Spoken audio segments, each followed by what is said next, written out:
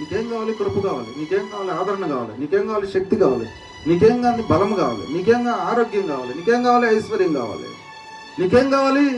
నెమ్మది కావాలి. ఎవరికి నెమ్మది కావాలో, ఎవరికి అవసరతగా ఉన్నా ఖచ్చితంగా ఏమవ్వాలి? అక్కడ ఆగిపోవాలి ఆయన దగ్గర.